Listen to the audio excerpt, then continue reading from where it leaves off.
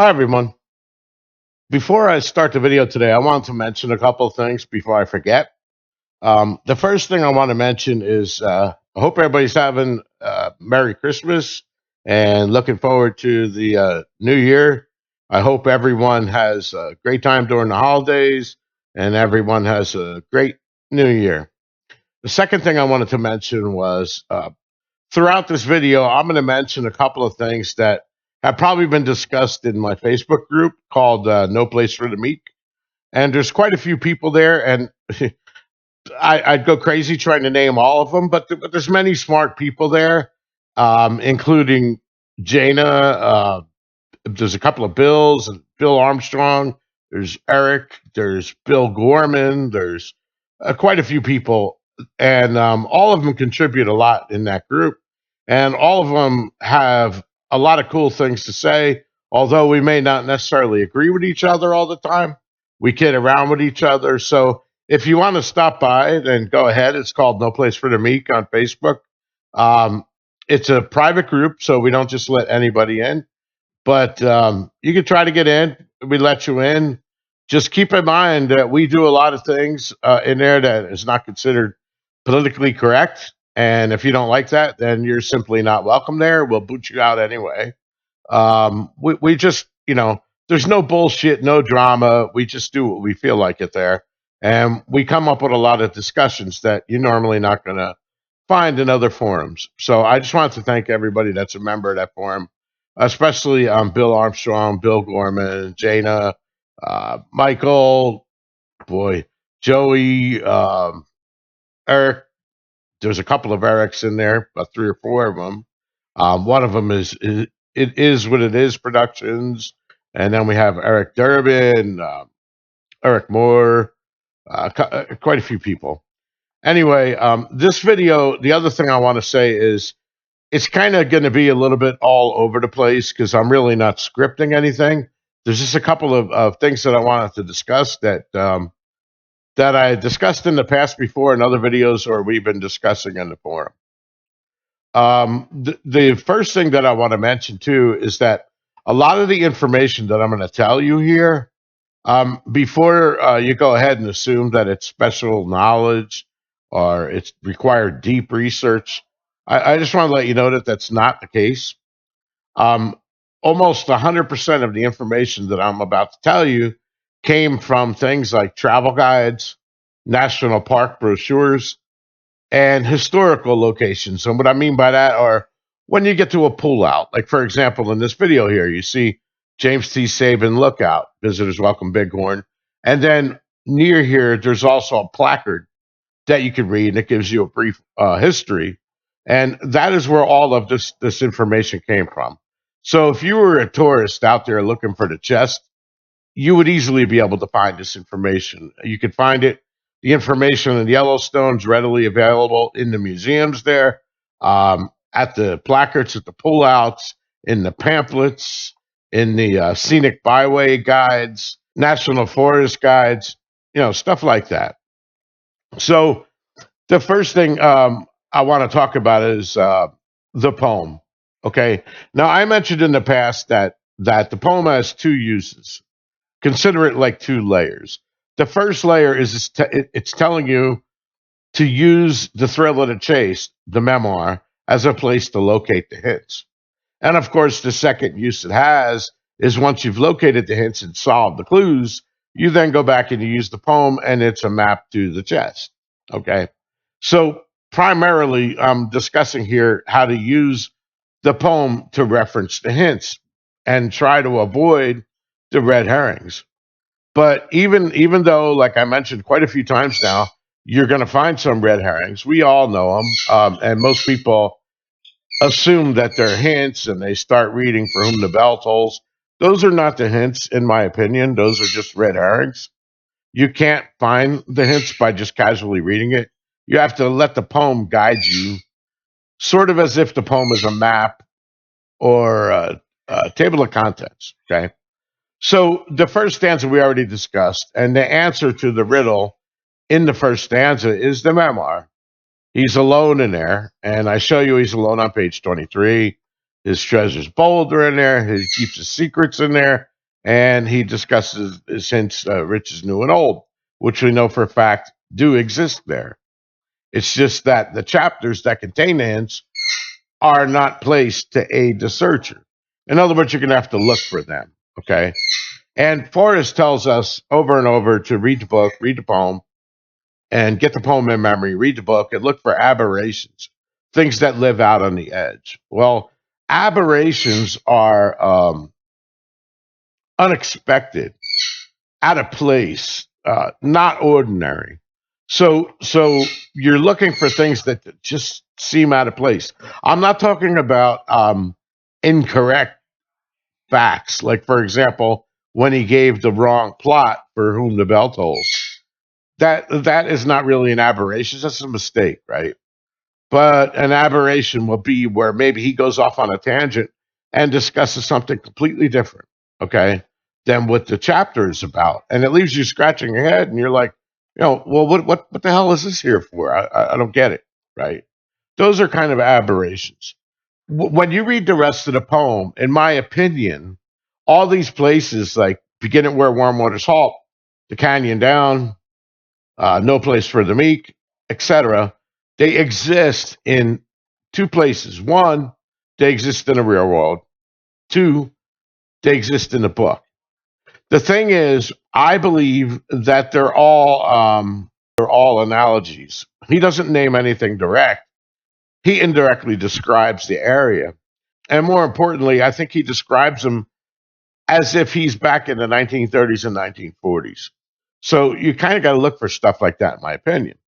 So we got, for example, begin at where warm waters halt. Well, let's see. We know that Forrest considers warm to be comfortable. Okay. And we know that waters has various meanings. Now, it may not necessarily mean a liquid. It could be emotions, for example. Now, halt means that they temporarily pause. Okay. They don't stop. They don't go away. For example, you have like the fire hole in the Gibbon River.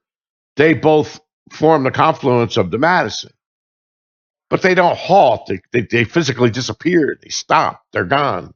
That's not halting. Okay. The rivers are gone. So I don't believe that's what he's talking about. Okay.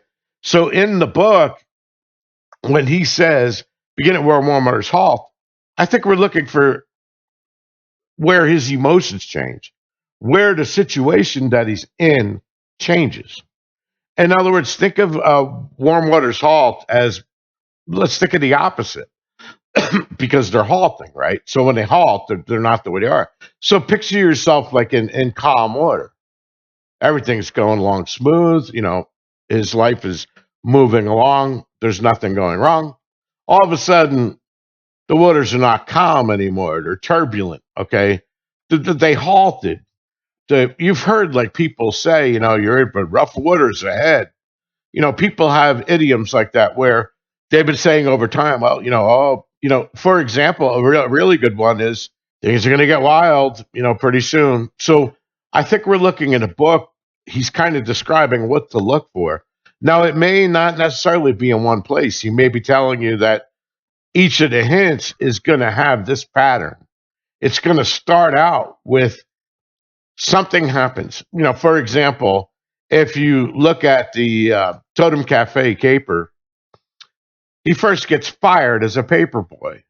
It changed him emotionally. Okay, he even cried with his mother. So he then gets a job at the Totem Cafe as a dishwasher. He's not a paper boy anymore. So you could say that his waters halted. Another place that his waters are no longer calm is when you look at My War for Me, and this is probably the best example. In My War for Me, he gets married and everything's fine, and him and his wife are happy. Next thing you know, he's in the service. Okay. And then before you know it, he kind of glosses over some of the things that he did. And then the next thing you know, he's in Vietnam, which is definitely no place for the meek, right? So the clues in there, like no place for the meek, there'll be no paddle up your creek. You Everybody knows what the no paddle up your creek could mean. It could be analogous to you're up Shit's Creek, right? So when hits a situation in the book, his warm waters are halted. Okay, so now he's in the rough waters. He's in the rough sea. Things are about to get rough. Okay, when he says take it in the canyon down, he could be talking about canyon. Another meaning of canyon would be, looking down at the in the text in the book. It's not far. It's too far to walk because you can't walk in the book, right? You're dealing with time. You can't walk through time either. You can't go forward in time and you can't go backwards. Okay. So the same thing with Homer Brown. You could relate that to the book, even in more than one place, right? All right. So we get to that point. When you're reading a story, you're going to find a blaze in that story that's going to mark something. And what I believe the fifth stanza is for is he's telling you what to look for. Okay, so why is it that I must go and leave my trove for all to seek? Well, so you've just read one of the stories in his life, okay, and he had a conundrum. Okay, something happened, um, and it might be telling you to look. Well, how did he get out of that situation? Why is it that I must go and leave? And you would find the hints in that. And then, of course, when you get down to the very last stanza, you're brave and in the wood, would be describing that area where the the chest would be when you're looking on the ground, but it would be that area where the hint is in the book. Okay, because you could even say you're in the wood when you're in the book. I mean, what's a book made out of? It's made out of paper, right? And where does paper come from? It comes from trees, right? So you're in the wood, Why are you cold? Well, in real life, it might be because you need to ford a river. You need to go in, someplace cold. In the book, you'll be cold when you're reading about bad things that happened to him, like the Vietnam thing, like when his plane crashed. Okay, I mean, think about that for a moment. Get it where warm waters halt. All of a sudden, he's in rough seas. He's flying. He gets shot at. And what happens to his plane? Well, he takes it in the canyon down, puts it in below the home of Brown. Once he's down there in the forest, it's no place for the meek. The end is ever drawing nigh. I mean, if you read the story, there's animals around. There's tigers. Crazy. You could get killed out there. You get killed by the enemy, right? So the end is ever drawing nigh. There'll be no paddle up your creek. Okay, you're in Schitt's Creek. You're on the ground in enemy territory, right? Heavy loads of water high. That could have been the rescue when he's pulled out. So why is it that I must go? In the case of my war for me, the reason why he decided to phone for help is because he thought about Peggy and he thought about his kids. And he decided that was more important than him pulling some foolish thing of trying to hike on out of there. So he decided to take the risk. And the Jolly Green Giant came in, the heavy loads. The water high would, of course, be the tears of joy. I mean, he got out of there. He got out of the bad situation.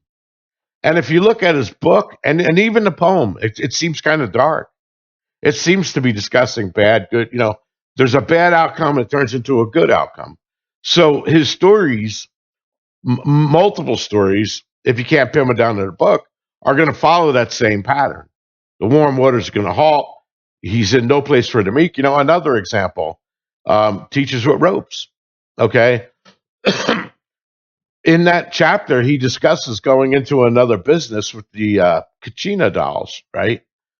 He felt feared for his life. He held his arms to his side because he was afraid there were so many dolls there that he would knock them over. And there were signs everywhere that said, you break it, you pay for it, you own it. He thought he was going to go broke getting out of that store.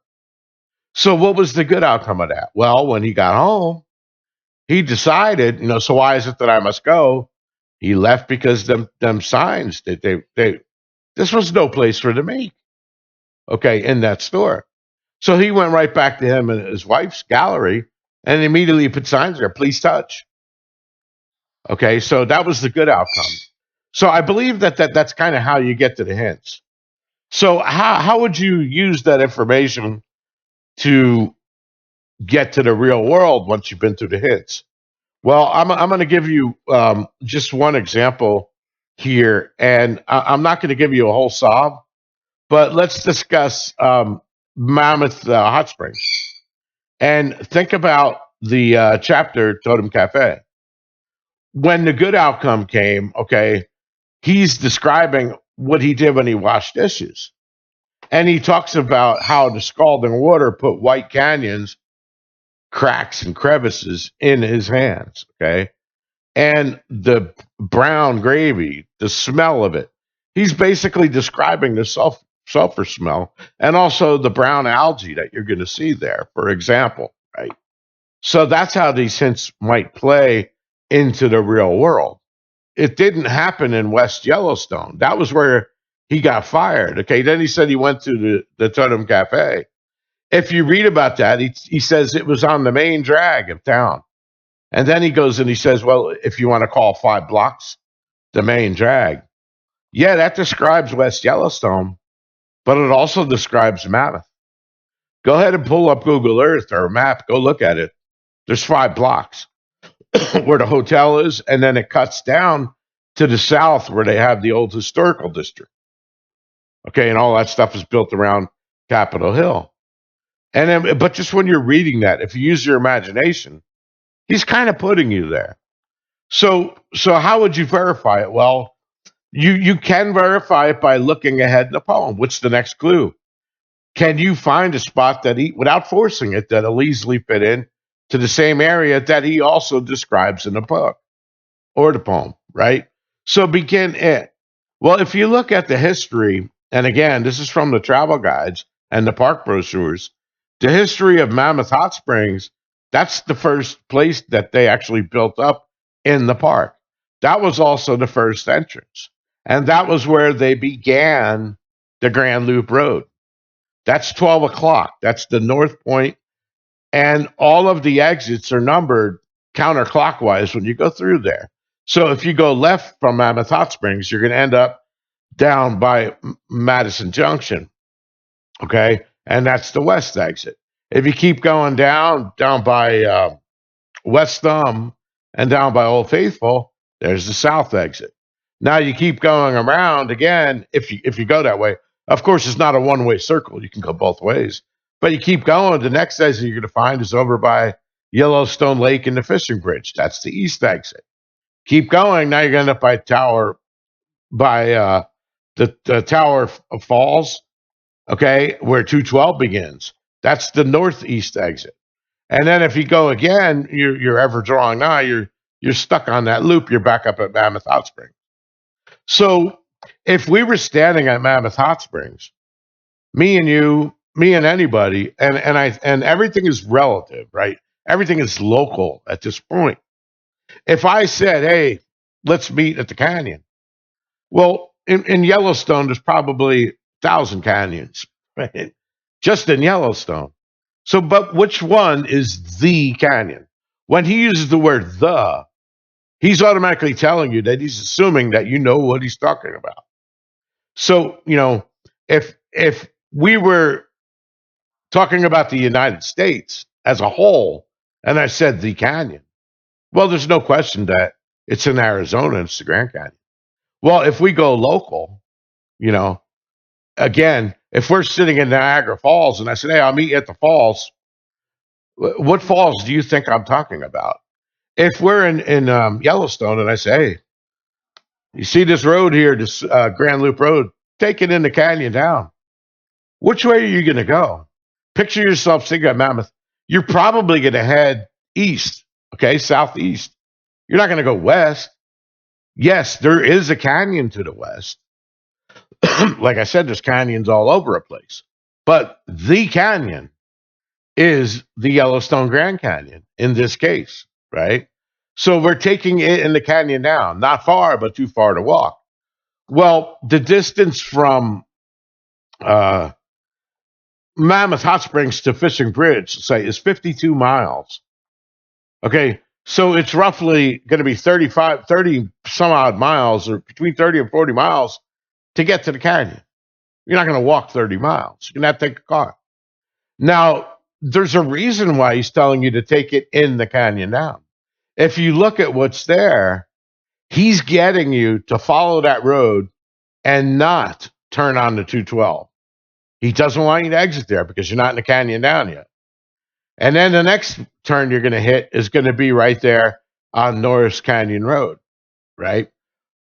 But on your left, as soon as you go past Norris Canyon Road, you're going to be at the Canyon Village, which is the main place that people would go. And there's parking lots there you can park to go and take a look at Artist Point and go, where that artist named Grafton Brown and another artist where they took those famous pictures of the upper and lower falls. Matter of fact, Forrest in Thrill of the Chase on page 52, I think, I don't remember. There's a picture of Skippy standing in front of a rock. That was taken right there at the falls. Bill Gorman found the exact spot. He went there, he took a picture, and you can line up the perspective in the back, and the cliff in the back matches exactly. Exactly. So we know for sure that Forrest was facing south, or whoever took that picture was facing south, looking up the fall, up the river, and the fall is just to the left outside of the frame. The water is curving around behind Skippy. Okay. That's where that picture was taken, right there at the canyon down. Okay. So anyway, that's one way that you would map these clues. Okay. Now the next one is put it below the Homer Brown. Well, just again, I'm not trying to discuss the saw, but let's just say that the Homer Brown is the Grand Canyon in the upper and lower falls. Okay, where Artist Point is.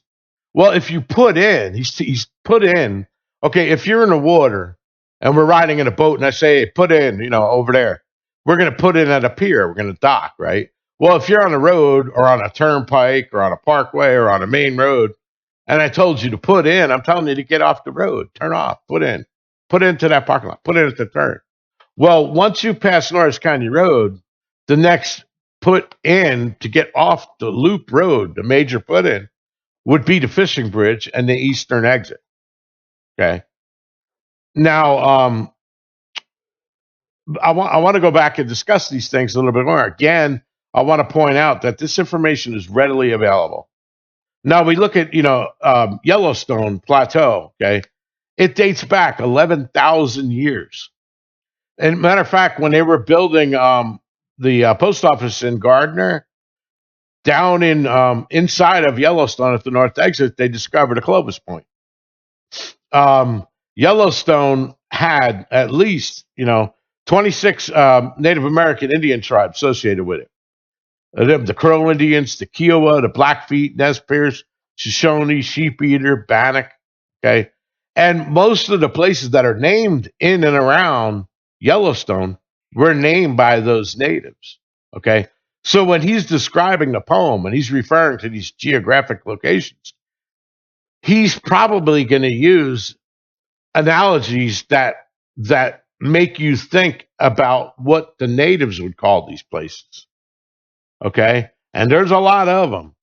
There's 1,600 archaeological sites and 300 ethnographic resources just in the park borders. Okay, and there's a lot of stuff. In fact, at Fishing Bridge, if you read the local history in the park about Fishing Bridge, they discovered skeletons there when they were tearing down those old cabins that were there. Okay, they discovered, so that's an old burial ground right there. There could be a lot of historical. There is a lot of historical significance in that area with the Indians. Okay, so everybody knows that Yellowstone was the first national park. I don't believe the chest is in Yellowstone, but I do believe some of the clues are, and I believe the chest is just outside the border. Now I want to show you or discuss a couple of other cool things that you may or may not know. Certainly, not all of the stuff is new, but when you leave the east exit, okay, one of the things that was not there when Forrest was a kid, well, it was there, but it wasn't being used, was the Corkscrew Bridge at Sylvain Falls, at Sylvain Pass, where the waterfalls are. When you're going out the east exit, the way they built roads back then, they had to get up in elevation, and what they did is they made a corkscrew.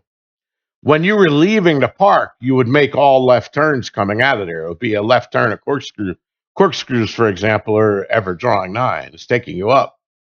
It's taking you up the heavy loads and water high. The heavy loads, of course, could be referring to the hoodoos that are all up along that road, kind of way out. Water high. Well, of course, the Shoshone River itself, the North Fork, has rapids in it, and you got waterfalls up there. Okay. So anyway, without trying to get this into a solve, I want to discuss a few more things about that area. First of all, in the book, another thing he does, he talks about going to borders twice. Well, when you leave the east exit, the first thing you're going to enter is right now the Shoshone National Forest. Now, I don't know how many people are aware of this, but back when they made Yellowstone a national park, there were a couple conservationists or environmentalists, which Forrest also hints at in the book. And one of them was named Dr. John Aston Warder. And he was one of the people that pressured Congress into setting aside land as a reserve, a timberland or a forest reserve, because when we were building up Yellowstone and building up the West, we were tearing down the forests, and they didn't want to have that happen. So I don't know how many people are aware of this, but that area outside the east was also our first national forest. Okay. It was set aside by President Benjamin Harrison in, I think it was 1891. And that was also when they created the National Forest Service.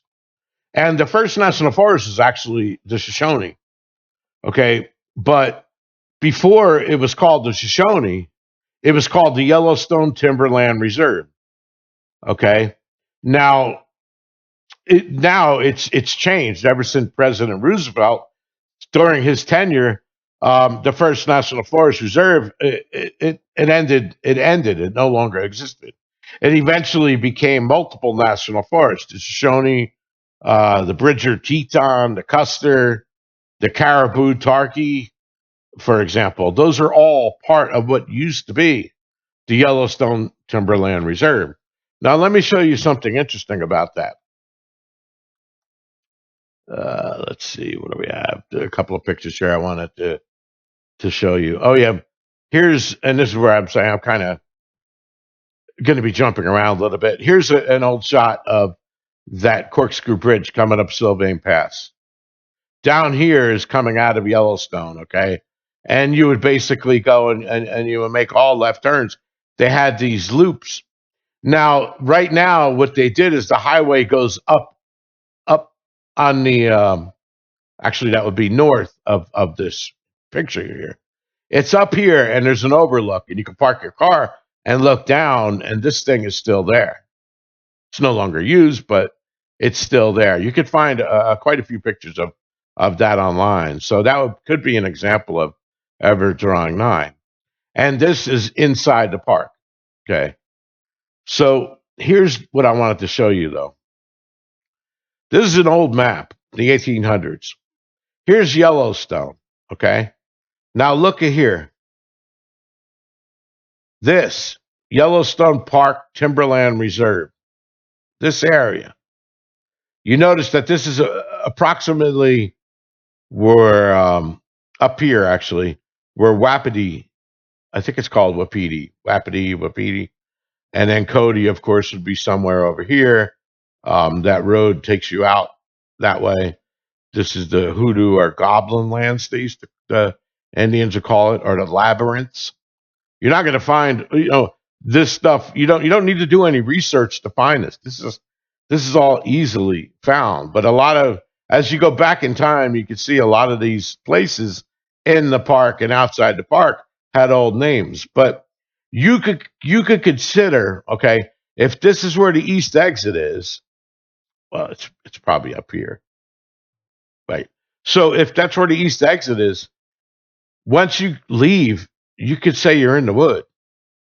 Okay, because this is the wood. This is the first um, forest reserve that we ever had in the United States, sitting right next to the national park. Now, as I said, you can see Two Ocean Pass down here. This, during Roosevelt's time, ceased to exist, and it was renamed Shoshone National Forest. And we had, Teton Bridger, and so on and so forth. All of this stuff was remained. So that's another example of stuff that might not have existed when Forrest was a kid, because he has said that the clues, of course, didn't exist. And he said most of the places that the clues referred to did exist. Well, since he said most, that means at least one didn't exist. And this could be one example, at least parts of it, that didn't exist. The corkscrew would be another example. Okay. So we take a look at a couple of other maps I have here of Yellowstone. And again, here's Mammoth without getting deep in it. And this is Madison Junction. So this is Mammoth Hot Springs. This is the Grand Loop Road. Goes all the way around. Okay. And this is Canyon Village down here. This is the road that cuts across Norris Canyon Road that brings you over to the Norris Geyser Basin. And then, of course, Old Faithful is right here where you start cutting in again. So we got an exit here. We got an exit here. We got a park exit here. We got a park exit here. This is the one. This is where the Corkscrew Bridge, Sylvain Pass was right here. And then right here, you're exiting the park and you're going into the First National Reserve. And then, of course, this is 212. This road here, if you were to follow it, goes out to northeast. It actually ends in Eden Prairie, Minnesota. So if you were coming from Minnesota on 212 and you head west, this is the western terminus right here of Highway 212. In fact, some people consider that where warm water's halt, beginning where warm water's halt. But a lot of times they either go down this way, take it to canyon down, or go this way. Or you could consider this warm water. Again, I'm not trying to discuss a solution here. But this whole, in addition, look at the names somebody's played. Mirror Plateau. We discuss mirrors in the chase quite often.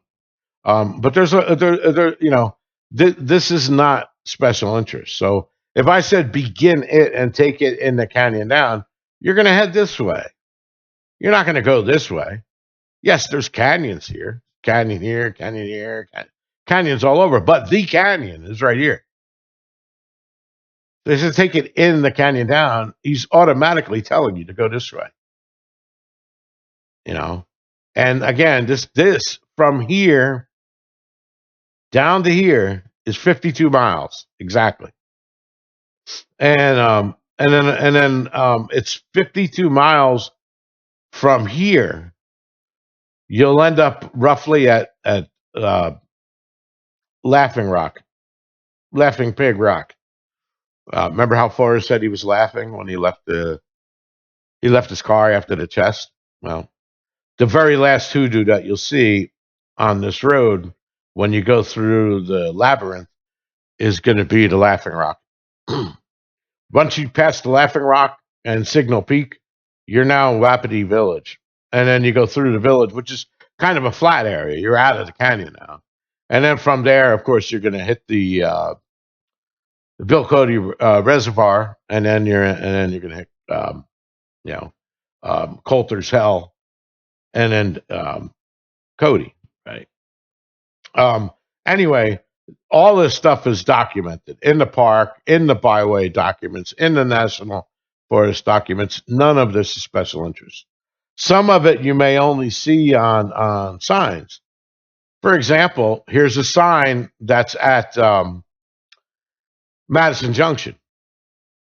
Now, take a good look at this sign. Okay, this sign, for example, it may be removed. It might be remade. It might fall apart. It could be, whatever. But the content that's in the sign is never going to change. This is historical data, okay? You could use this stuff in here as fact. It's not going away, and it doesn't require a brain surgeon to figure this stuff out, right? But look very closely at this. Look on the left over here. Look at this guy. Look very close at that. You see this? Doesn't that look like a man standing? See this here? It kind of looks like he's got a pole, right? Doesn't it?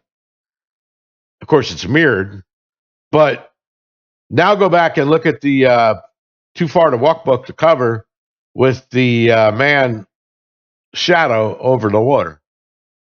Kind of looks like that, doesn't it? Anyway, yeah, when I say historical, I'm talking about things like this, okay? Stuff that's available, readily available at pullouts. So I wanted to just show you a couple things. Maybe I'm going off on a tangent here. I don't know. Here's another map of Yellowstone, just a little bit brighter. But see, this is the Shoshone National Forest and Bridger Teton. But in 1871, that was not the case. This was all the Timberland Reserve over here. Okay. Then they renamed all this stuff. But the Shoshone National Forest is actually the first in the United States, first national forest. But before that, just remember, it was called the Timberland Reserve. Okay. Now, let's talk about the Timberland Reserve. Let's talk about the Axeman. We all seen this picture, right? If you look at this picture, and I'm not the first person to point this out, but take a look at this.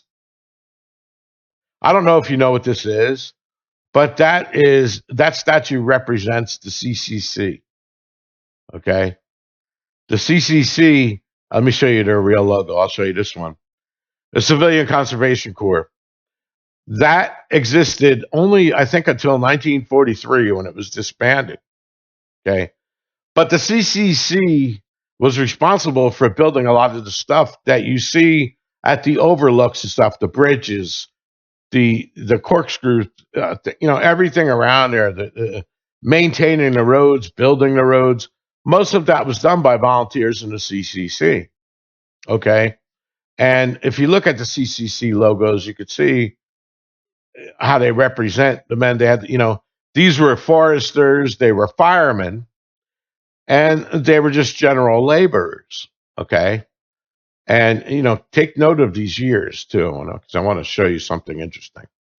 So, let me see if I'm ready to go off on the weird tangent. Yeah, let's do it. Whatever. All right. So I'm not going to discuss every single thing in detail, but if you remember, we left the park, we entered the wooden forest, we're in the wood. Let's forget about that for a moment, but let's go back and look at that map again. Let's look at this map. So when you leave the park and you're going through here, okay, right here is going to be the first bridge where you cross the Shoshone. And now we're following that down to Cody, right? If you're still reading the poem, okay, we look at that road and you're going to talk about being wise, found the blaze. There's a couple of interesting things on that road. One of them is Newton Springs, okay? And Newton Springs, Newton, of course, physicist. You can consider that wisdom, wise, right? You can also, the next thing you're going to pass would be Mummy Cave. Now, the Mummy Cave is really cool. They think the Mummy Cave, when they looked at that site, and Forrest has been at that site, it was inhabited back in 7,200 BC. BC, okay? And all of those very, very early people, the natives, were scared to death of the geysers, and they stayed out of Yellowstone. Okay? They were scared of everything. That's why, especially if you talk to somebody like Bill Gorman, for example, when he's looking at the hoodoos and stuff, that's why they called that the goblin, goblins. It was like hell on earth. you know. And when the early explorers went through there, including Coulter, that's where he got a lot of those terms. That's where, when they first seen it, could you imagine the look on their face seeing water shooting out of the ground, smoke, steam come from the ground, all the colors and bubbling mud and just, I mean, again, so they discovered Mummy Joe there on that road. This is all before, while you're still in that Timberland Reserve, right? But here's an interesting thing. So let's say you just drove past Newton and you drove past Mummy Cave. Now listen to poem. If you've been wise and found the blaze, let's go back to what I was saying before again. Now everything is relative locally.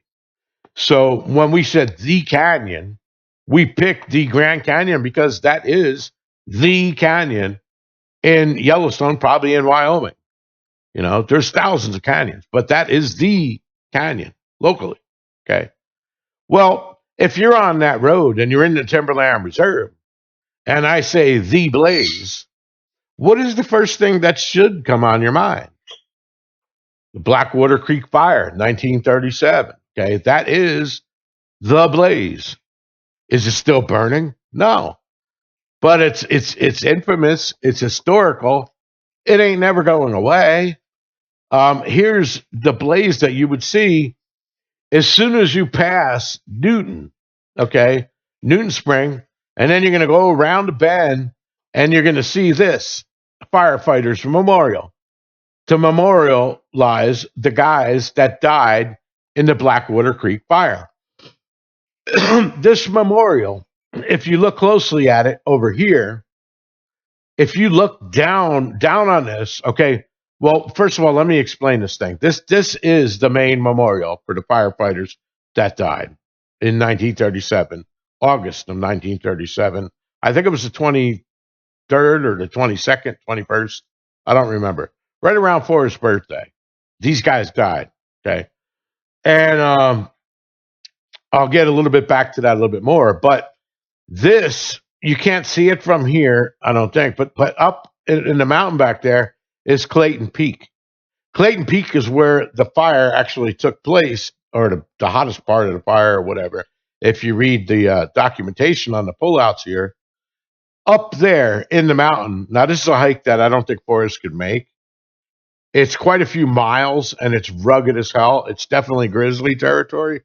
You could drive back there on a dirt road. You could probably get about a mile and a half. After that, you'd have a couple of 4 or 5 mile hike. There's no way in the world that Forrest would make that hike, in my opinion. Somebody else can go hike there if you want. If you get there, you're going to find 2 memorials up there. You're also going to find, besides this, 1 or 2 more memorials that make reference to this fire, and each of them has different descriptions. One of them will describe the temporary hospital, mesh-like hospital they had set up for the people that were injured when they were carrying them out. And of course, the 2 at the peak, which most people don't see. So you'll see 2 up there, at least 1 down here that's 3, and this is the main one. This is 4. You can't miss this. It's right on the side of the road. It's the blaze, okay? Now, what does a blaze usually do? A blaze is a trail marker. Okay? It marks something. And usually it starts a trail. It blaze marks the beginning of it, and then you follow the blazes to your destination. That was my thought anyway. So he's kind of telling you to take a leap of faith. He's telling you, if you've been wise and found the blaze, look quickly down your quest cease. But tarry scant with marble gaze, just take the chest and go in peace. He's saying, but wait a minute, just take the chest and go in peace. Well, there's no chest here. I don't think you're going to go up in that mountain to find a chest. I don't think you're going to find a chest on the road, and then the trail that leads up to the mountain peak. And by the way, that's not the peak. It's higher than that. It's way back there. Miles. You can't see it from here. So I started thinking, well, if you look at that logo is blazing a trail. This could be the blaze, the CCC.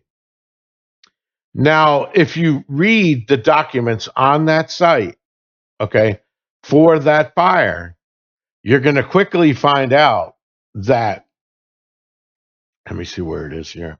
You're going to quickly find this. What is this? Okay, this is marking the last blaze on that trail. This is marking the last, not the end of the trail, but this is the last memorial for the Blackwater Creek fire. This memorial is special. It's special, first of all, I'm sure you can see connections to the pyramid right off the bat. But this memorial is special because this camp that was over, it's on the other side of that lake, is the tent sleep camp. And the guys that came from there, F-35W, or Camp 1811, if I remember correctly, this is off the top of my head, approximately a month before the fire in 1937, a bunch of guys from Texas came to Wyoming, and they were all members of the CCC. Now, all of those guys, all of them, I think there were 10 of them, were 17 years to 21 years old. All of them, okay?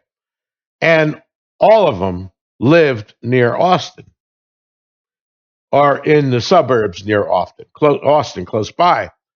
The town that they were in, the town that they were from, I forgot the name of it offhand, but it's roughly, I think, 70 miles away from Temple, Texas. Now, if you remember, at one point when Forrest was in school, his father was a principal at a place that he did not go. And I think that was a high school. He became principal somewhere else. He moved. So I started thinking that just perhaps his father might have been the teacher or the principal to one of those young men that died. Okay. If you look at this plaque, and I think I have close-ups of it. This is not it. You can find them though. It names all the guys from Texas and what day they died, where they were from. Okay. So this blaze ends that trail. This is the fifth or the sixth memorial for the Blackwater Creek fire. What lake is this? Well, guess what? This is called Meadowlark Lake. And we already know about meadowlarks in Forrest's book. He's naming the place directly, but again, I'm not trying to back this as a psalm. These are some of the places that I've already searched. I'm just letting you know because some of you are going to find this stuff interesting. But let's take a look at a couple more things here. If you were at that blaze and I told you to look quickly down, this here, by the way, there's a CCC logo somewhere around here. Anyway, if you were to look to the left here or south, that's south. We're actually looking west here, and then of course north, and then we're standing on the east side of it. So if you were to look south, this is one of the things you'll see. That's the biggest thing you'll see. Okay, you can kind of see Meadowlark Lake down here through the trees, and then Meadowlark Lake in the forest is over here. There's some campground stuff over there. And incidentally, all this area is public access. None of it is private property, including the ski resort is not private property. You can go anywhere around this lake, anywhere up there. And this is a historical landmark. This place was renamed. They used to call the ranger station the James T. Saban Ranger Station, but they renamed it because that property where the ranger station was sold to a private investor. Nobody knows who it was, but they basically bought the ranger station. You can't get on that ranger station without going on private property. This replaced it, okay? And if you look at it, this was made in 1942. This was constructed. Somebody actually scrawled 1942 in the cement here. There's all kinds of comments. This was constructed by the CCC. These are all called glass. They're glass windows underneath that wood. This tower is no longer used. No tower is used to spot fires anymore. They don't do it that way. But this was a glass tower, and it's really cool. And yeah, we looked at this place. Extremely funny, extremely funny. I mean, I was convinced that the chest was there for a lot of reasons that I'm not really going to get into right now. But after some pretty extensive searching, we at least came up short. Maybe somebody else will be lucky. But this is so cool. So we're looking north here now, right? And let me see if I could find out what that says. Uh, on the way into that place, let me show this too. You're going to see this sign: St. Christopher's in the Bighorn.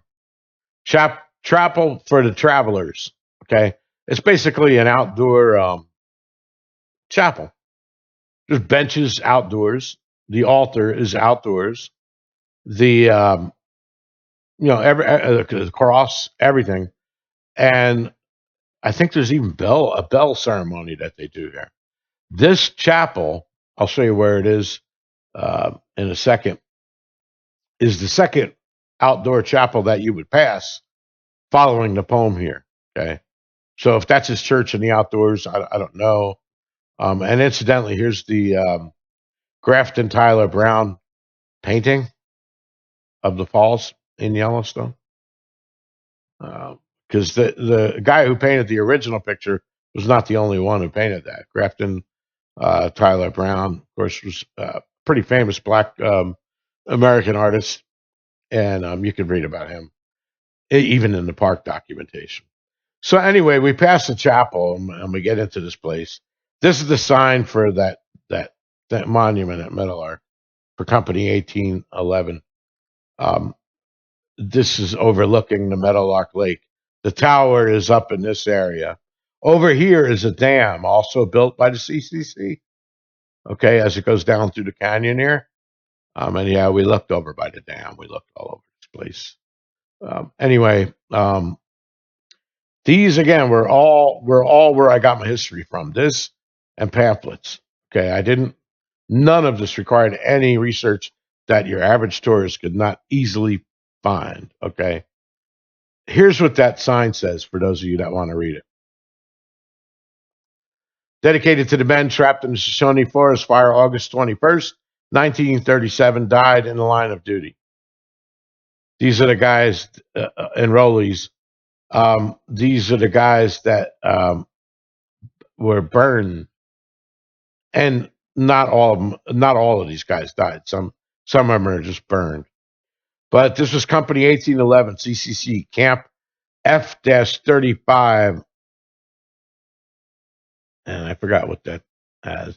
W, 35W, F-35W. And this was erected in 1937. So this is very old. Okay, and again, this is the end of the line. This is Meadowlark Lake. We're in the Bighorn Mountains now. You know, we're actually. I'll show you. This is actually kind of interesting. Okay, that memorial is down here. This is a view down from the tower. This is where the monument is. Okay, and we're up in the tower. This is Meadowlark Lake. The dam is over in this area. If you go up this way, this is Sitting Bull Park. Okay, and off to the east over here, outside the frame, is Cloud Peak. Okay, and this is a scenic byway that drives past all this stuff. The church would be over here, the outdoor church. This road curves around that side of the lake and comes. When you come in that way. Let me see. I have a top-down view. Yeah. So the dam is over here, and this is that road. Okay. This is the 10 Sleep Memorial. This is Meadowlark Lake. This is where the lookout tower is, and the church is over here in the woods. Now, again, this road is documented, so is everything along it. But one of the interesting things I want to point out here, you know how Forrest talks about shooting the meadowlarks? And he says that he always had to correct for his sight because it was bent, and he always had this, but he knew how far he needed to shoot to hit the Meadowlark. Well, if you look here, if you were aiming at the memorial on the side of the road from here, and you wanted to shoot Meadowlark, you'd have to adjust your sight over this way. So anyway, and these here, these are all ski runs, these trails, and there's ski lifts that come up here. But again, I just want to point out that none of this is private property. None of it. You can go anywhere here. Ski lifts, anywhere up here. None of it. Okay, this is like right in the woods, this thing here. When you come to this point right here, where my mouse is, on this road, if you leave Mammoth Hot Springs, I think it was, I don't remember. When you hit this spot, you've traveled exactly 242 miles. Does that have anything to do with not 4, but 242 walk? I don't know. That's up for you guys. You like speculating, and everybody loves doing stuff like that. And again, Sitting Bull is up this way. Cloud Peak is over here. Remember how he said his father was up in the clouds, and his father was burning a candle at both ends? Well, this is one end of the candle representing that fire, and the other end, of course, is over at okay, I marked a couple of other spots out here for you guys to see. This is where the memorial is, right here. Okay. These are RV camps over here. This is where the tower is. This is where the church is. And this is where that pond is that you'll see. I'm going to discuss it shortly. This is where the dam is. This is where the ski lodge is. Now, over here, this Tyrell Ranger Station is where they used to represent James T. Sabin. This is where they represented James, the guy, the memorial, but they moved it because this person, and it's kind of strange. I don't know, some private investor, in other words, somebody from the public, not the government. They bought this land from the government and they own this ranger station. This is where those guys from Texas camped when they were called to the fire. And they just arrived here, like I said, a month in advance. 17 and 21-year-olds. Imagine that. So they get told that there's a fire and they leave there. They travel. They go to the fire. Clayton Mountain here. This is where the fire was, up here. Way up here, there is actually 2 memorials. Okay. And then the Blackwater Memorial is right here. That's that Blackwater Memorial that I was showing you the picture before. That's right here. Okay. This is Newton Spring, Newton Campgrounds over here. So if you've been wise and found the blaze, okay, this white line is a dirt road that leads up the Blackwater Creek to go up to the peak where the fire was. This is where the Mummy Cave is, over here. So again, this is, we're talking 8,000 years before Christ that people lived here in this cave where they found that mummy, and they were just scared to death at everything down this way, down back. Here's the park exit. Okay, Sylvain Pass right around here somewhere. And there's a waterfall there too. There's Yellowstone Lake. It's us. This is where the picture of Skippy was taken and Thrill of the Chase. Anyway, interesting stuff there, huh? So anyway, some pretty cool stuff. I don't really want to get some of you are going to find this interesting. Maybe you'll look at this, do some more research, and find out more than I know. I mean, I know a lot more about this place than I'm telling you, because there's still areas around here that we're looking. But Whatever. If somebody finds something I don't, but whatever. Toss me a few coins. Let me know that happened. Whatever. Um, it's cool stuff, and I really enjoy this. So let's see. What did I show you? I think I showed you everything. When you're going, all right, when you go to that tower, all right, and you go past the church and you park at the base of that tower over here again. So you're gonna come in this way. You go here and you can park right underneath this 429, and then you get a hike right up to the tower. That's a whole set of. This is the entrance here. When you get in there, you got to go up like weird stairs. Like now, remember these stairs were made in the 30s. A lot of them are cement. Some of them are wood. Um, uh, and wait until you see what I show you. I mean, when you want to talk about Fenny, I mean, and potential hiding places, holy shit, you know. And of course, all this stuff is kind of related to the medicine wheel because this is just right south of the medicine wheel in the Bighorn Mountains. And again, this is all public property. None of it's private. None of it is. It's all national forest. Okay, you can see it here. And the rules, even if you found a chest in the national forest, there's a reason why I have that video there. I'll show you in a second. So what else did I want to show here? Oh, okay. Now I'm getting into a little bit of crazy stuff here, and I'm not even going to mention his name from the forum, but two of us are both using different methods of accessing the hints in the book. And both of us came to an interesting conclusion. If you remember, there's a lot of weird things in Forrest in The Thrill of the Chase when he discusses looking for Lewis and Clark. He has matches, and he says that he had a map, and I think that map is actually a reference to that being the Timberland Reserve. Okay. But remember that fire happened in 1937. Okay. So when you read in the book in 1942 or 43, in Jump Started a Learning Curve, I think, where Forrest is talking about, well, first of all, back in the preface and back in the beginning of the book, he tells you and he brags that Eric Sloan lied about his age. Okay. He basically subtracted 5 years from his age and lied, said he was born in 5 years earlier than he really was. Now, just remember that. So now in 1940, we're in 1943 or 42 chapter, and he's discussing this is where my life really began. Okay. Now remember, it's 1942. We still had the CCC.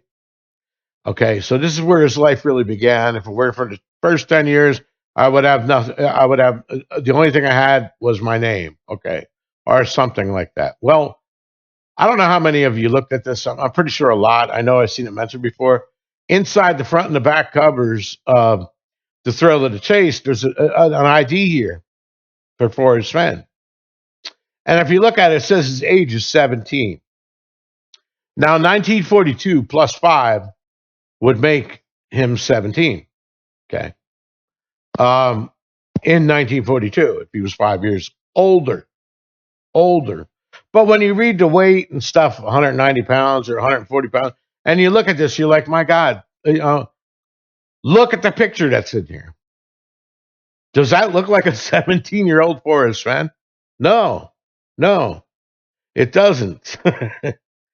But what it does look like is a picture of Forrest Fenn from 1937. And when he was 7 years old. So what I'm getting at here is maybe Forrest was in the CCC. And the hint there is this is a picture from when he was 5 years younger in 1942. So he was really 7 in that picture. But in 1942, we know he was 12, 13. But if you add 5 to that, he'd be 17. He could have lied to get into the CCC. And that would mean that he might him or Skippy, somebody might have actually constructed this and got into the CCC with a fake ID, and Forrest is actually there with them. So while he's doing the work, Forrest is out gallivanting, scratching things in the cement. Maybe he discovered a secret spot. Okay. But here's the wild thing, that the controversy for those of you that like it. What if looking for Lewis and Clark is all a bunch of BS, like a lot of the stories in the book definitely appear to be created exclusively for the hunt, and none of them are real at all. They just don't make any sense. Well, what if Forrest either knows, or Forrest himself is responsible for creating the fire in 1937? Now, remember, in 1930 to 1937, when the Fenns went to Yellowstone, they camped at the fishing bridge. They didn't go to West Yellowstone. They camped at the lake at the fishing bridge, right at the east exit. Now, you remember how Forrest said that his horse was named Lightning. Well, lightning is what is assumed to cause this fire in 1937. Oh, So what if, like I said, either Skippy's friends, Donnie's friends, Fenn himself, they found out that, and I'm not saying that they did it on purpose. Suppose he knows that, because he mentions that it was storming, in the bullets at the end of the chapter. He goes, remember, the forest can be unforgiving in storms, yada, yada. How do you know he didn't light a fire and it got out of control? Okay. Now they took off, right? Could you imagine the feeling you would have when 10 people end up dying? The first 10 people that died were all the guys from Texas. All of them, 17, 21-year-old. They all died. They were the first ones. They just got in Wyoming a month ago. They go to the first fire. They march in there, and they all died. Now, you imagine how bad you would feel for that, right? Now, when his father's burning a candle at both ends, the left end is the Blackwater Creek, and the right end is right near the memorial. So both ends of that candle are marking the places of the people that were impacted by the 1937 blaze. Okay. Anyway, that a lot of my solve was based on that. I still consider some areas in the Bighorn Mountains, but it's not my primary location. And of course, I still consider areas near Lander. I don't really discuss my solve. I don't really discuss any solves other than I pointed out some interesting things about the sarcophagus in one of my other videos. So these are some interesting things about the Bighorn Mountains that I came up with personally. But I noticed a couple of interesting things, that I'm not the only searcher that ended up around in this area.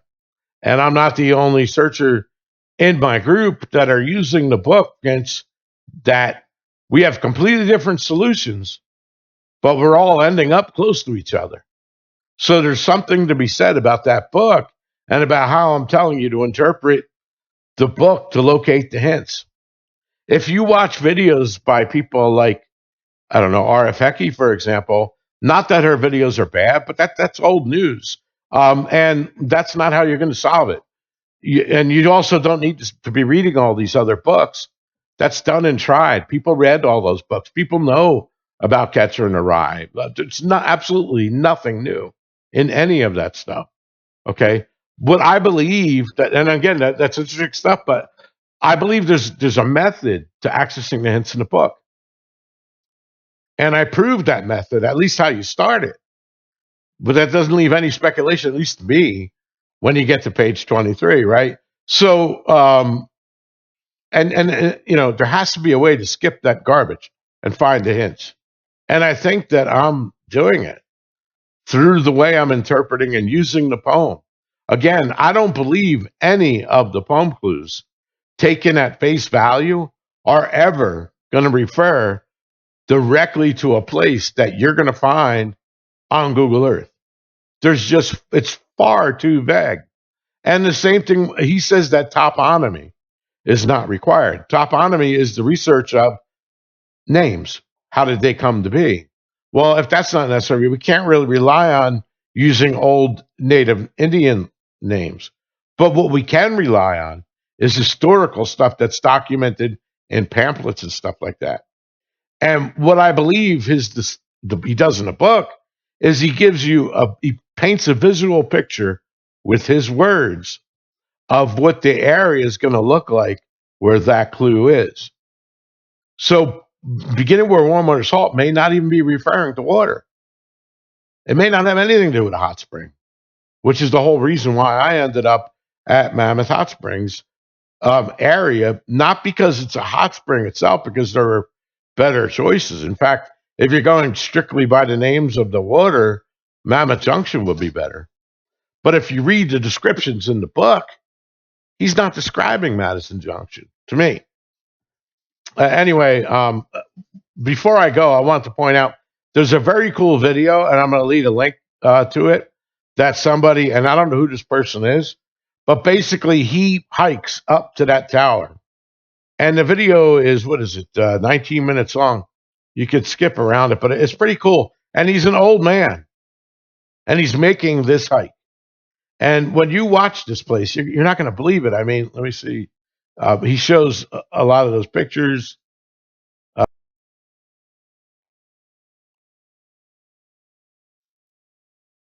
So I'll show you the video. This is pretty cool. I don't want to show you the whole thing, but it's a 15-minute walk. He doesn't really show the entrance. It's really cool because there's a tiny clump of woods with all these huge boulders. But he does the whole hike. He shows you everything on the way up. There's plenty of places with hidden trees and boulders and stuff like that. So I'll let you look through this. It's very cool. He gets up top and he looks around. He discusses Cloud Peak. By the way, Cloud Peak is row 4, block 23, in case you wanted to know that. One thing I want to point out before I leave is this dictionary, the free dictionary. I like it, and I like it for a lot of reasons. One, it seems to have some very good information in here. But I like it because of this, too. It's got a built-in thesaurus, and it's kind of cool. It's a visual one, and you could basically choose different dictionaries. And what are you looking for here? You're looking for the noun, verb, or adjective. But you can also use medical dictionary, legal dictionary, financial, acronyms, and idioms. Idioms is cool. So what is halt? Sometimes looking at these idioms could spur your mind to think. Call to halt, come to halt, stop, somebody dead in your tracks, stop dead in your tracks, halt, grind to a halt, put to a halt, bring someone something, call to a halt. And I like this dictionary because of that, And then, of course, it has Wikipedia links and encyclopedia. So it's like a one-stop shop. It's really cool. And it's got some pretty good things. You can search for a word, article, begins with, ends with, or just raw text. It's got a lot of really cool functionality. So I think I'm gonna call it quits right here. I'm sorry for the length of this video, but there was a lot of stuff and I did a lot of jumping around. And I hope you guys find something interesting in it. I certainly did, and I'm happy to share it with you. And if you guys find anything interesting out that I maybe didn't point out here, be sure to mention it in the comments. Subscribe and like. It really helps me out. I haven't been putting out as many videos as I did in the past. I was pretty close to I think 600 and something subscribers. Now I'm back down around 500 because I stopped making videos. I for health reasons and various other reasons, I can't really commit to being able to make them as I would like, but I try to do them as best as I can. And anyway, enjoy. And again, happy holidays. Have a good day. Peace.